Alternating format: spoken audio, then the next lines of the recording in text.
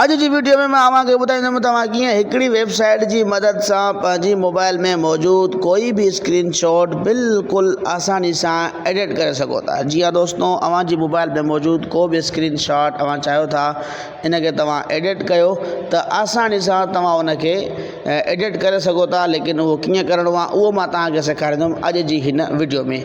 अस्सलाम वालेकुम दोस्तों, मां आहियां अब्दुल करीम ऐं अवां ॾिसी रहिया आहियो मुंहिंजो यूट्यूब चैनल करीम मोबाइल स्टूडियो। दोस्तों अॼु मां अव्हांखे ॿुधाईंदुमि तव्हां कीअं पंहिंजी मोबाइल में मौजूद कंहिं भी स्क्रीनशॉट के गूगल के ज़रिए सां हिकिड़ी वेबसाइट की मदद सां अवां उनखे आसानी सां एडिट करे सघो था। तव्हांखे इहो सॼो कुझु इन वीडियो में सेखारींदुमि। इन खां पहिरियों अव्हांखे दरख़्वास्त कंदो हलां त अगरि तव्हां मुंहिंजे यूट्यूब चैनल ते नवां हो त मुंहिंजे यूट्यूब चैनल करीम मोबाइल स्टूडियो के ज़रूरु सब्सक्राइब कंदा, वीडियो के लाइक कंदा ऐं कमेंट बॉक्स में पंहिंजे राय जो इज़हार ज़रूरु कंदा। हलूं था हाणे पंहिंजे असल वीडियो जी तरफ़।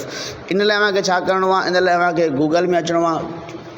गूगल में अची करे हिते तव्हांखे जेको आहे सर्च करिणो आहे photo text edit, PHO text edit, PHO text edit लिखी करे अव्हांखे सर्च करिणो आहे। सर्च करण खां बाद हिते तव्हांखे पहिरें नंबर ते जेका वेबसाइट नज़र अची रही आहे हिन ते तव्हांखे क्लिक करिणो आहे। पहिरें नंबर ते जेका वेबसाइट आई उनखे तव्हां जीअं क्लिक कंदो त हेठि हिते तव्हांखे लिखियल ओपन इमेज तव्हांखे लिखियल नज़र अचे। तव्हां हिन ते जीअं क्लिक कंदो तव्हांखे पंहिंजी जेको आहे गैलरी में वठी वेंदो। लेकिन ॿ ऑप्शन तव्हांखे ॾींदो, अगरि अव्हां कैमरे सां जेको आहे तस्वीर खे कैच करणु चाहियो था या गैलरी में मौजूदु कंहिं तस्वीर खे खणणु चाहियो था त असां गैलरी में मौजूदु कंहिं तस्वीर खे खणंदासीं।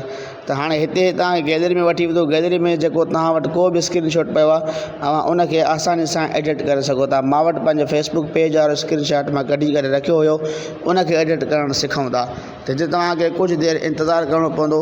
इंतज़ारु करण खां बाद अहिड़े तरीक़े सां जेको आहे उहो स्क्रीनशॉट अव्हां जे साम्हूं खुली वेंदो।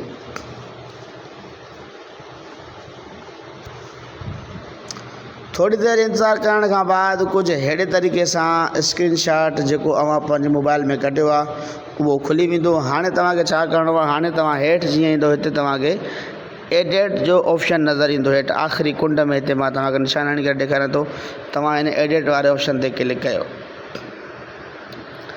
जीअं ई तव्हां एडिट वारे ऑप्शन ते क्लिक कंदो त हाणे तव्हां के हिते लिखियल नज़र ईंदो क्लिक टेक्स्ट इन इमेज, यानी तस्वीर में मौजूदु कंहिं बि लिखियल ते तव्हां टेक्स्ट ते तव्हां क्लिक कंदो त उहो हिते सिलेक्ट थी वेंदो। मिसाल मूंखे पंहिंजा फॉलोवर जेके आहिनि उहे 10K शो थियनि था, इहे चेंज करणा आहिनि, एडिट करणा आहिनि।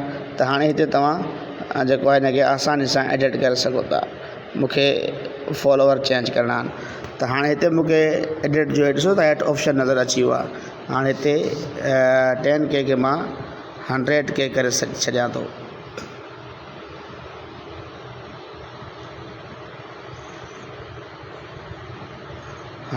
के आराम सां ही येस कयो त हाणे ॾिसो दोस्तों मथे 10K लिखियल हुयो, हाणे एडिट करण खां बाद 100K शो थी वियो। हाणे तव्हांजी जेका स्क्रीनशॉट आहे उहा एडिट थी। अहिड़े तरीक़े सां तव्हां हिन में का बि रद्दो बदिल करे सघो था। लेकिन अव्हांखे दरख़्वास्त कयां त हिन वीडियो जो ग़लति इस्तेमालु कॾहिं बि न कजो। अगरि सही मक़सद जे लाइ हिन वीडियो खे इस्तेमालु कजो त उन खां पोइ जॾहिं एडिट थी वञे त हाणे तव्हांखे हिते डाउनलोड जो ऑप्शन नज़र अचे थो। हिन ते क्लिक करे हिनखे हिते तव्हांखे वेबसाइट वग़ैरह ॾियणो आहे, वेरिफिकेशन कोड वग़ैरह ॾेई करे हिनखे तव्हां जेको आहे तस्वीर खे सेव करे सघो था। मथे लॉगिन करे का बि हिनखे तव्हां जीमेल ॾींदो। मिसाल मां हिनखे पंहिंजी हीअ जीमेल ॾियांसि थो। जीमेल ॾियण खां बाद ही जीमेल ते जेको आहे वेरिफिकेशन कोड अची वेंदो। हिनखे सेंड कोड ते हणो। सेंड कोड ते हणण खां बाद कुझु ई देरि में जीमेल ते कोड शो थींदो। हिते सेकेंड हलंदा त सेकेंड हलण खां बाद जेको आहे हिते जीमेल ते कोड अची वेंदो। जीमेल ते हली चेक था कयूं त कोड आयो आहे या न। वेरिफिकेशन कोड अची वियो 161-643 161-643। जीमेल ते जो कोड ईंदो उहो अचण खां बाद हिनखे तव्हां हिते लॉगिन कयोसि। लॉगिन करण खां बाद लॉगिन इन सक्सेसफुल थी वियो। हाणे हीअ तस्वीर तव्हां वटि जेको आहे आसानी सां तव्हां हिन खे सेव करे सघो था।